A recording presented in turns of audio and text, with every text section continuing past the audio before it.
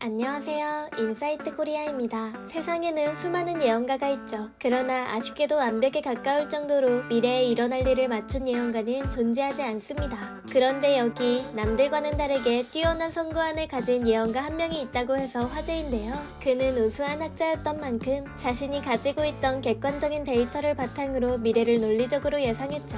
심지어 이 학자가 활약했던 시기는 무려 100년 전으로 우리나라로 따지면 조선의 고종이 재위하고 있을 때라고 하는데요. 대체 어떤 예언을 했길래 100년이 지난 지금에서야 화제가 되고 있는 것인지 지금부터 함께 알아보시죠. 1999년에는 지구가 멸망할 거예요. 곧 전 세계 인류를 고통에 빠뜨릴 전쟁이 발생할 거예요. 우리는 살면서 수많은 예언가의 지레짐작을 들으면서 살아가고 있습니다. 예언가라면 자연스럽게 떠오르는 노스트라다무스부터 시작해서 코로나 바이러스가 대유행할 것을 예언한 인도의 소년 예언가까지, 이 중 몇몇 예언가들은 사건이 발생할 명확한 일자까지 함께 언급하면서 수많은 사람에게 관심을 받기도 했는데요. 그러나 오늘 소개해드릴 예언가는 앞서 언급한 예언가들과는 조금 다른 모습을 보여주었다고 하죠. 대부분의 예언가들이 질병, 전쟁 등 온 인류가 겪을 대소사를 이야기하지만 이 예언가는 오직 한국의 미래에 대해서만 언급했다고 합니다. 오늘 이야기의 주인공은 바로 호머 헐버트라는 미국 학자인데요. 그는 사실 선교자이자 독립운동가, 그리고 조선의 학교에서 영어를 가르치는 교사였습니다. 처음에는 단순히 영어 교사로서 본인의 일에 집중했으나 당시 조선에 대한 일본의 압박이 거세지면서 조선의 외교와 정치에까지 관심을 가지게 되었죠.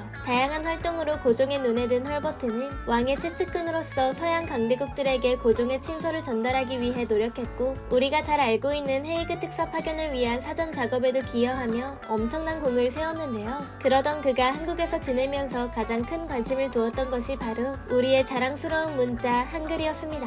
한글은 영어와 달리 배우는데 오래 걸리지 않아 어린아이부터 노인까지 쉽게 배울 수 있는 것은 물론이고, 오늘날 IT 시대의 가장 유용한 문자라고 불릴 정도로 과학적인 특징 때문에 오늘날에도 전 세계적으로 찬사받고 있는 문자체계인데요. 헐버트는 늘 한글을 쓰는 한국인들이 반드시 초강대국으로 도약할 것이라는 믿음을 가지고 한국에서 살아왔다고 하죠. 심지어 그가 예측했던 한국이 성장할 수 있는 범위가 그의 조국이었던 미국을 뛰어넘는 수준이었다고 합니다. 실제로 그가 쓴 한국어 교과서 3인 필지에는 한자 대신 한글을 쓰면 남녀노소 불구하고 지식의 폭이 깊어질 것이다. 하지만 아직 한자의 그늘에서 벗어나고 있지 못하니 매우 안타까운 일이다 라는 대목을 찾아볼 수 있는데요. 그의 말처럼 당시 조선에서는 한글보다는 한자를 더 수준 높은 문자로 취급하고 대부분의 문서가 한자로만 이루어져 있었죠. 더군다나 비슷한 시기에 조선은 마치 바람 앞에 등불과도 같은 존재처럼 위태로웠기 때문에 전 세계 어디에도 헐버트의 말을 신경 쓰는 사람은 없었는데요. 그도 그럴 것이 헐버트가 조선의 미래를 점치고 얼마 지나지 않아 조선이라는 나라는 지도상에서 사라졌으며 암흑과도 같던 일제감정기가 지난 후에도 한반도는 전쟁과 기화, 굶주림에서 헤어나오지 못했기 때문이죠.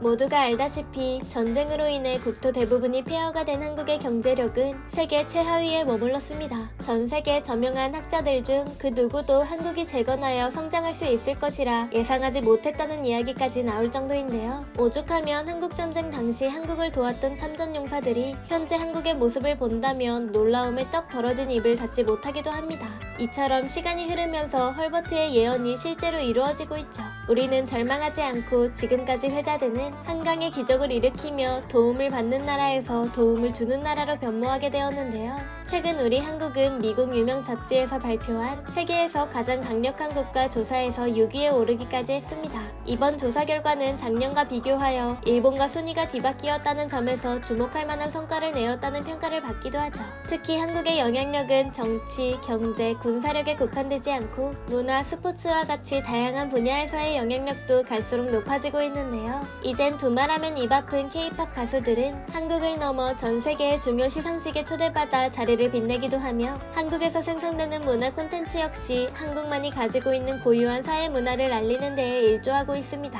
이번 월드컵에서 보여주었던 중요한 건 꺾이지 않는 마음의 대한민국 국가대표 선수들을 비롯하여 배구, 수영, 펜싱, 피겨스케이팅 등 불모지라고 불렸던 종목에서조차 두각을 드러내고 있는 선수들이 자랑스러운 태극마크를 달고 활약하고 있죠. 그리고 이 모든 것은 조선이 부강해지기 위해선 강력했던 한자의 그늘에서 벗어나 한글을 사용해야 한다 라는 말을 남긴 헐버트의 예언과 그대로 맞아떨어지고 있는데요. 한국에서는 어느 순간부터 한자와 한글을 함께 표기하던 종이신문이 한글만을 표기하여 내용을 전달하고 길거리에서 쉽게 찾아볼 수 있었던 한자 간판들이 점점 자취를 감추기 시작했습니다. 물론 우리나라가 한자의 흔적을 완전히 지우지 못한 것은 사실인데요. 오랜 기간 한자를 사용해 일상에서 사용하는 단어에까지 한자가 녹아들었기에 그 흔적을 완전히 지우는 것은 사실상 불가능한 일에 가깝기 때문이죠. 하지만 우리는 우리의 것을 사랑하고 그 누구보다 자부심을 가지고 살아오면서 더 이상 간편한 한글 대신 복잡한 한자를 사용할 필요성을 못 느끼게 되었습니다. 갈수록 순우리말을 사용하자는 목소리도 높아지고 있는데요. 이 자리까지 오는 것이 마냥 순탄했던 것은 아니었죠. 오늘날의 한국은 어두웠던 일제강점기와 한국전쟁의 참상을 딛고 헐버트가 했던 조선은 피어나라 라는 말을 증명이라도 하듯 다양한 분야에서 전 세계에서 손꼽히는 국가로서 지위를 굳건히 하고 있는데요. 한국의 제조업은 세계에서 5손가락 안에 손꼽히며 첨단 산업 분야에서는 그 누구도 무시할 수 없을 정도로 선두를 달리고 있죠. 또한 한국의 의료기술 수준은 OECD 회원국 가운데 가장 높고 BTS를 필두로 한 문화산업 역시 날개도 친 듯 전 세계로 뻗어나가고 있습니다. 단순히 강한 국가의 이미지를 뛰어넘어 선한 영향력을 끼칠 수 있는 국가가 된 대한민국. 앞으로도 한국이 전달하는 긍정적인 메시지가 전 세계에 널리 퍼지길 바라면서 지금까지 인사이트 코리아였습니다. 감사합니다.